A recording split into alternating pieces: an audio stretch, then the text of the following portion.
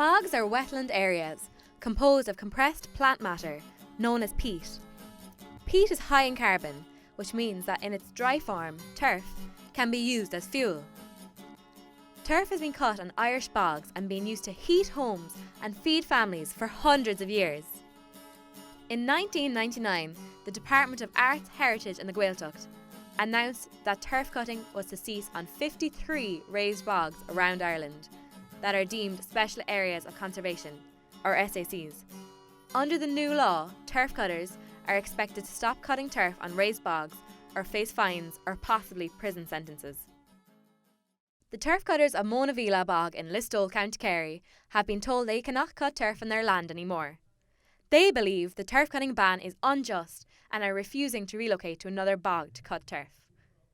Some farmers were offered compensation by the government of €1,000 a year for 15 years. We spoke to Mick Scannell of the North Kerry Turf Cutters Association. Hello, you're very welcome to Moanfield Bog here in North Kerry. One of the bogs that they are after criminalising us for cutting turf into Minister Dean and co. Turf here since the late 1700s, our family alone. It actually even took us through the famine, and it was one of the things we were left to even during the famine. The British never stopped us cutting turf for fire and baking bread and warm in our homes, and now our present government are trying to stop us.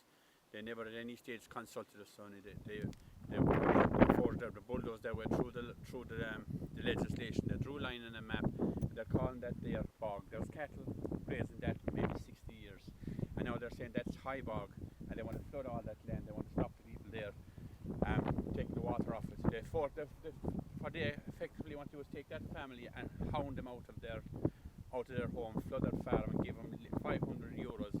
It'll be for 15 years and maybe 1 year. They take the land off them and compensate and prosecute them if they're caught driving on a tractor with it. There was nobody ever consulted. We have bent over backwards with Minister Dean and co to come to a reasonable settlement. We have no problem leaving them in the middle of that bog. They were so generous to give Europe 30,000 acres. Europe was only looking for 3.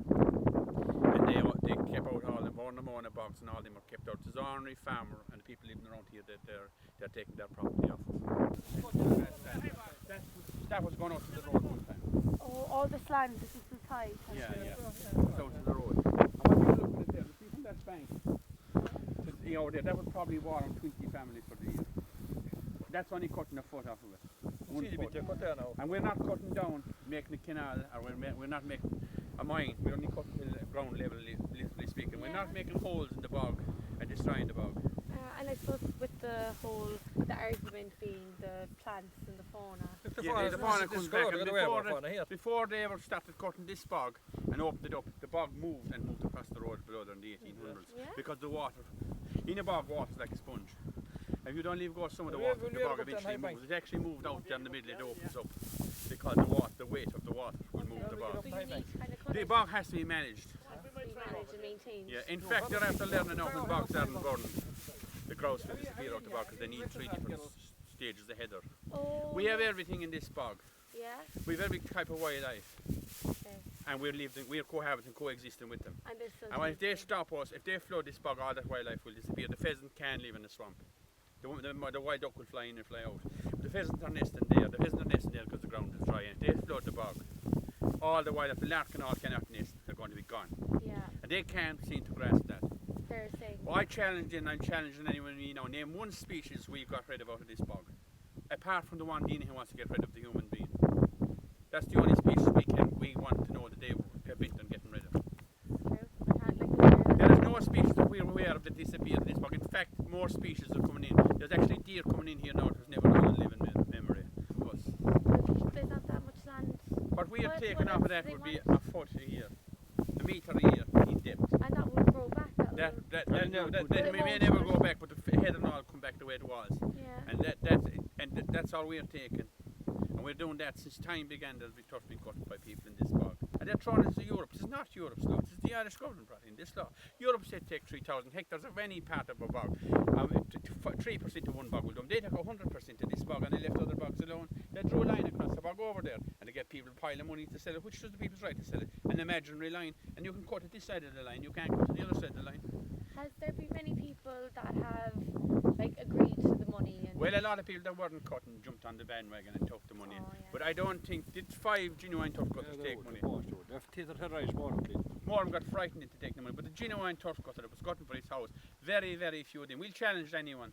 They're putting this propaganda in the paper every day. We'll challenge them to name the people and show us the people that took the money. Show us where they were cutting. We never met them in the bog. yeah, I suppose you don't.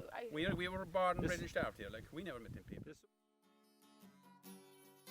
Mick and his brother Dennis told us about how they had received many warnings from the Gardaí and wildlife rangers to stop cutting turf.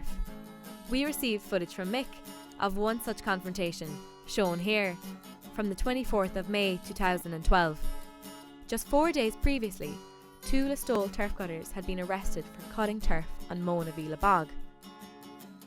They are currently fighting against their prosecution in the High Court and might be sentenced to 3 years in jail.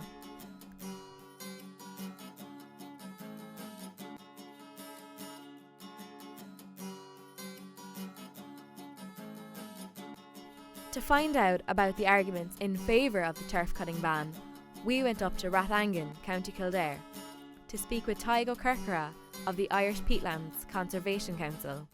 The Irish Peatland Conservation Council, we're an environmental NGO, non-governmental organisation set up in 1982 with a mission statement of conserving a representative portion of Irish peatlands. You know, globally they're actually quite rare, and the bogs of Ireland in particular, because of where we are geographically with the Atlantic, are different from bogs everywhere else except for essentially Scotland, really. Like, IPCC would have lobbied for this for a long time.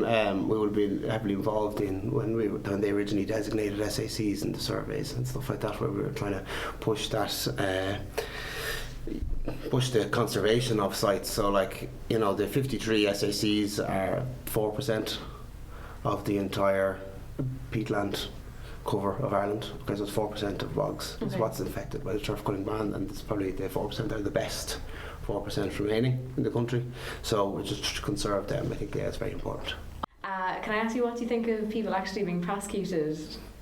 It's tough, I suppose, but I think it kind of has to happen. They have to show, you know, that they are actually willing to implement this thing. We don't want the strategy, the National Peatland Strategy, or any of the strategies that are coming in to be just a lip service to Europe. Like, you know, we want them to actually be trying to deliver on these strategies, and I think they probably have to show their commitment to implementing these plans, you know.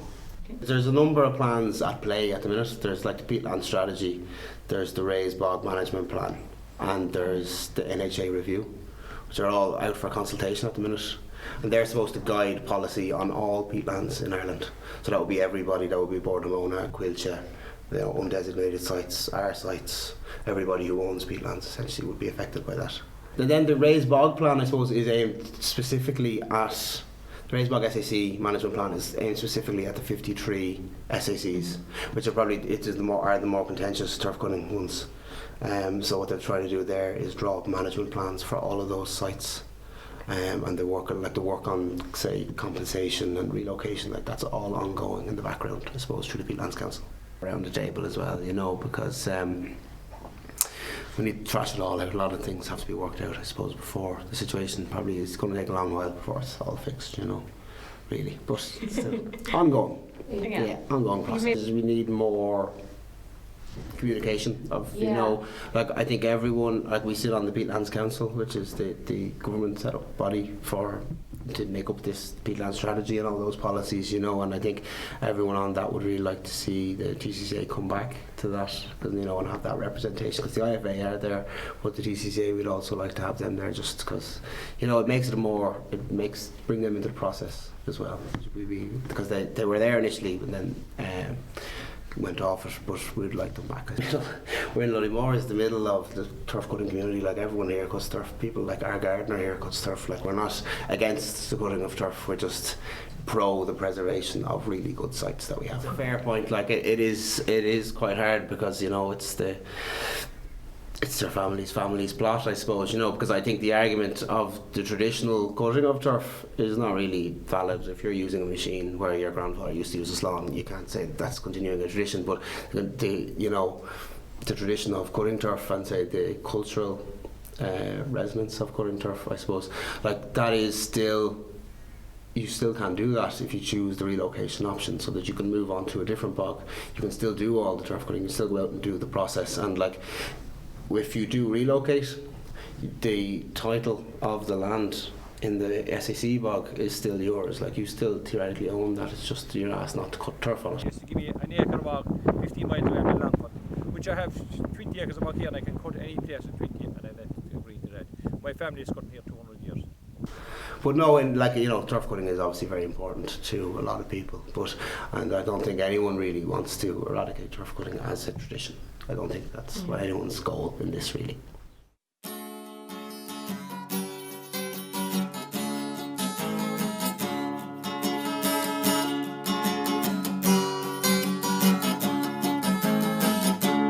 On that fatal October day, when he signed all of our rights away, the minister said take compensation instead, and it's got to be Europe's way. He said you've got to stop cutting the turf. He said you've got to stop cutting the turf.